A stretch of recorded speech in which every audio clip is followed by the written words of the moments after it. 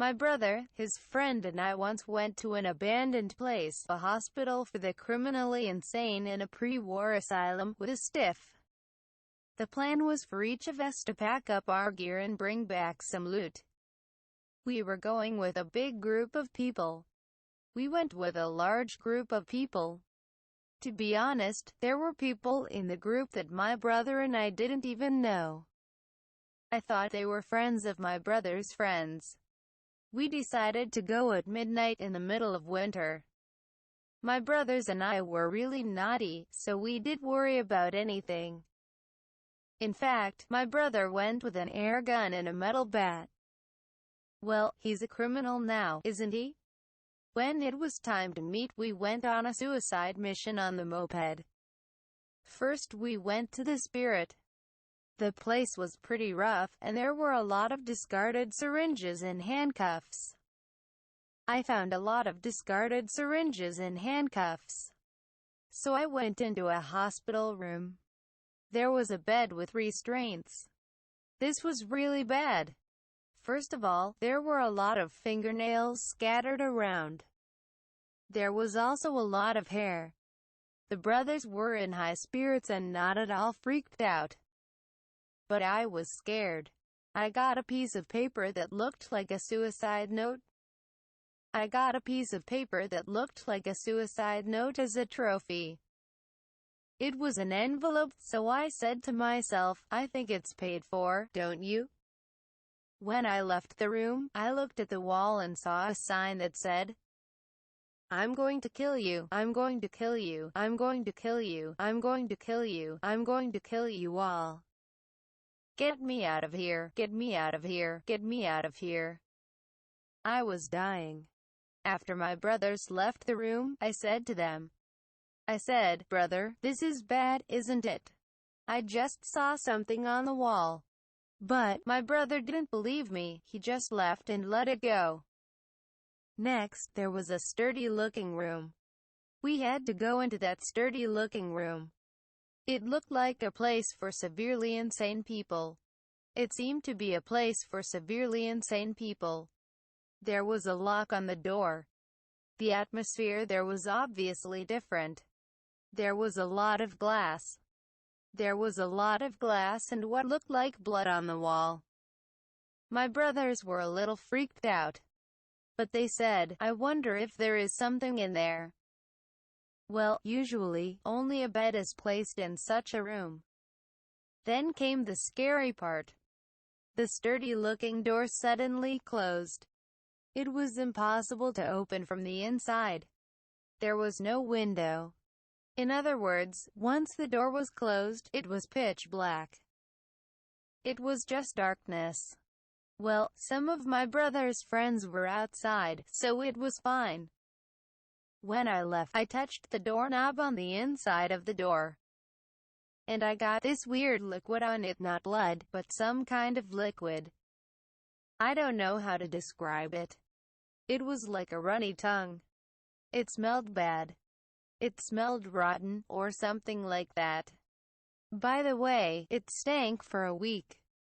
And I was getting tired of the mental hospital, so I decided to go to the place where they make hospital food for the last time. The brothers laughed at me and said, Gakuburu, you're a good boy.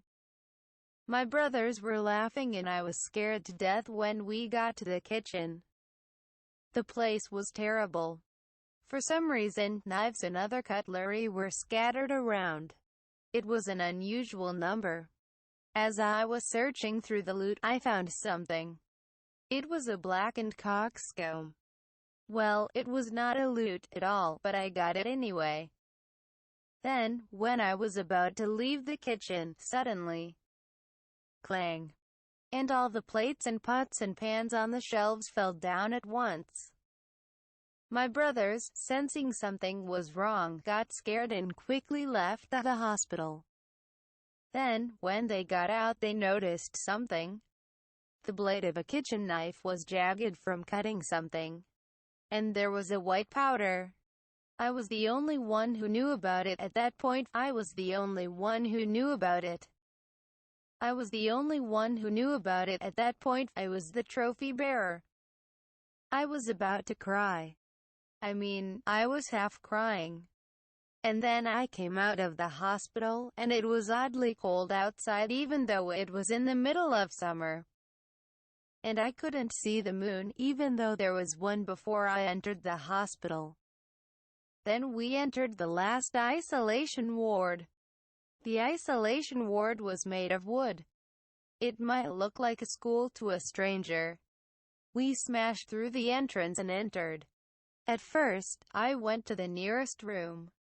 Unlike a mental hospital, it was a normal room.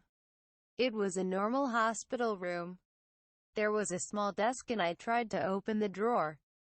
But I couldn't open it. It wasn't locked, but it wouldn't open. So my brother and I pulled as hard as we could, and it opened. To our surprise, we found dried fingers and teeth, maybe all of them, inside. And they were stained bright red. And there was a note. "They're going to kill us. I don't want to die. I'll kill them all. I'll curse them. I'll leave my proof here." I didn't think I'd take such a thing with me. When I read the note, I thought I was in trouble, so I left the hospital room and went outside. Some of my brother's friends threw up and we had to pause. They said they were going home after all, so they left first. The rest of us were just me, my brother, and two friends. We decided to go to the top floor to look for the director's office. Finally, we arrived at the third floor. For some reason, it was the only place that smelled damp and smelly. It was different from the smell of a hospital. I was already crying a lot when I got there. When I got there, I was crying so hard. I said, "Let's stop. I'm not going to do it. It's not safe. My brother's in trouble." I kept saying it over and over again. But he's a naughty boy, like I said before. "You're too loud. Are you a woman? When you decide to go, you go." It doesn't sound scary when written in letters, but my brother was very much like an 893, so I was scared. I tried to disobey him and go home alone, but I couldn't remember the way. I was afraid that I would die if I was alone. I had no choice but to follow him. When I tried to enter the director's office, I found that the light was broken. And both lights were broken. My brothers and I were in a state of shock. It was pitch black. This is what darkness is like, I thought. I had no choice but to go in with 3 lighters from my brother and his friend. I had no light. And when I tried to open the door of the director's office, I was covered with the strange liquid. I ignored it and opened the door. Then a huge number of cockroaches flew in from the front. Seriously, a huge amount of them. I went crazy. My brother was firing his air gun. Then the cockroaches disappeared. I remember grabbing my brother's clothes, not knowing what was going on anymore. When I went inside, I saw what looked like a white coat on the floor. The white coat was unexpectedly clean, so I thought it was a trophy and took it off. Then I found a white powder on the coat.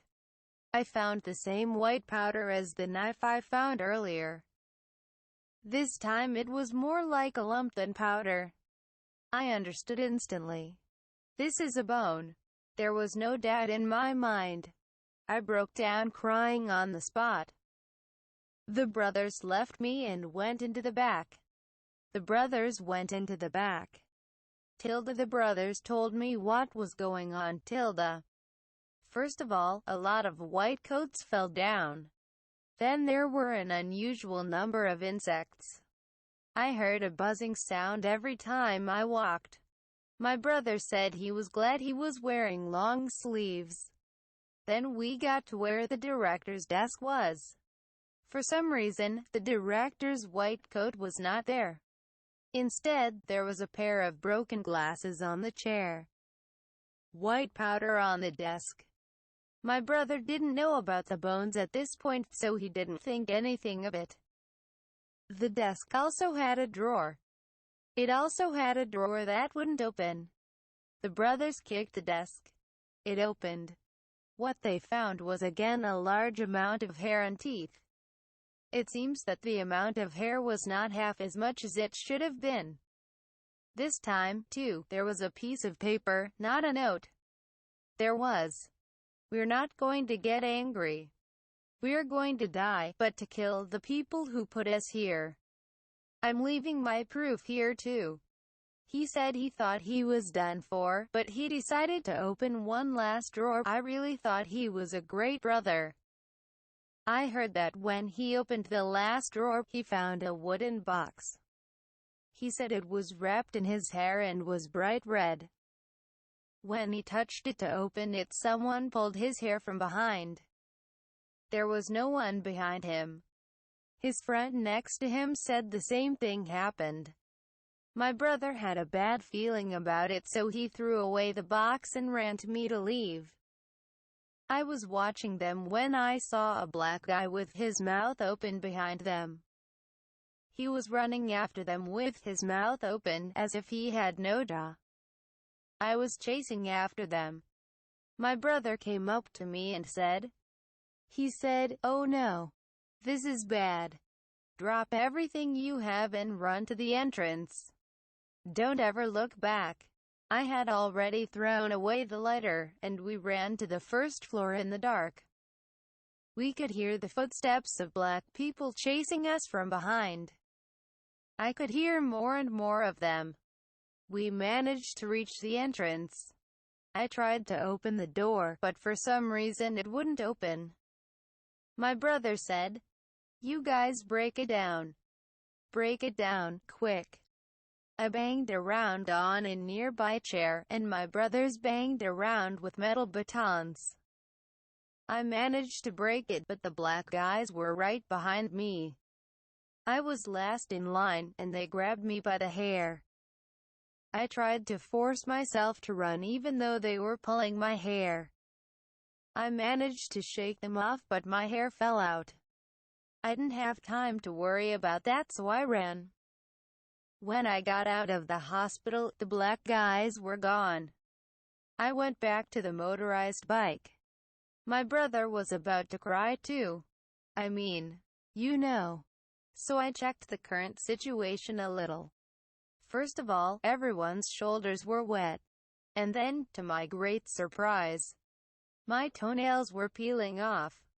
And there were no toenails in my shoes. My brother had the same thing. My friend was so sick that she was crying and throwing up all the time. We all decided to go home for now. What was really scary was what happened after that. I suggested to my brother that we all meet up the next day. My brother called him. We did see him leave, but he hadn't come back. But he said he hadn't come back. Me, my brother and the remaining friends decided to look for him. We followed the road to the hospital again. But no one was there. The only thing we found was a bat on the ground. We couldn't find it and went home. We decided to talk about it at a family restaurant. What did we do and what happened to those who disappeared? What was that place? What should we do now? We decided not to tell their families about the hospital. A curse? We were afraid it might be contagious. We promised not to tell anyone about the hospital and to forget about it.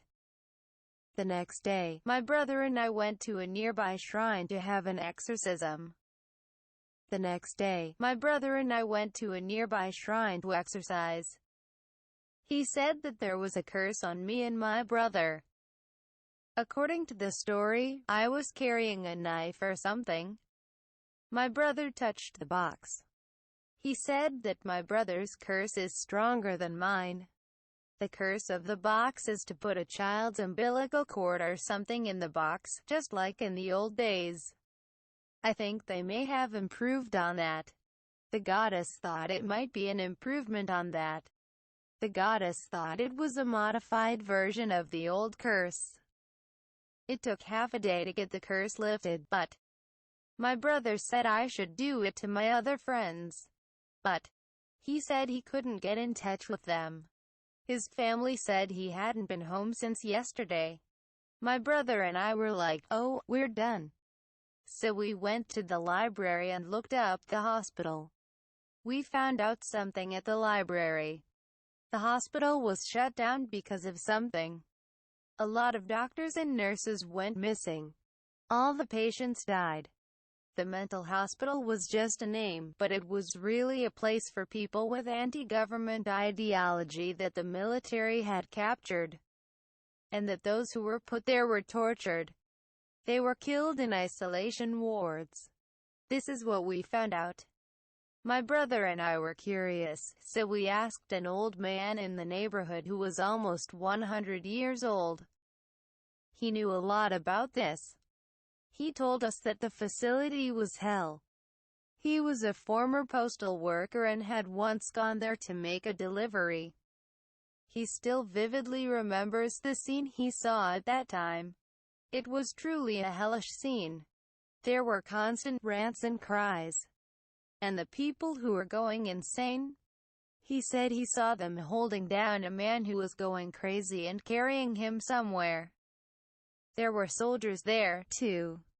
Grandpa never went there again, or rather, he refused to go there himself. Apparently, things like the library were not known at the time. Ostensibly, it was just a hospital. He said he didn't want to say any more about it. My brother and I stayed out for a while after we heard what he had to say. I lost a lot of weight. My friend didn't come back during that time. Later, I found out this happened. All the missing friends were locals. Me and my brother moved away, and all of them had family members in the military. I think they killed the ones in the hospital while they were still alive, but failed to kill the ones they did. Maybe they left the box on Earth as a curse to kill the remaining soldiers and the doctors who killed them. And the curse remained in the hospital for a long time. And then we came. And then the people who were related to the soldiers were killed. My brother and I didn't have anything to do with it, so we got away with it. I don't know if the curse is still there, but they might still be there. I thought that human beings are really bad.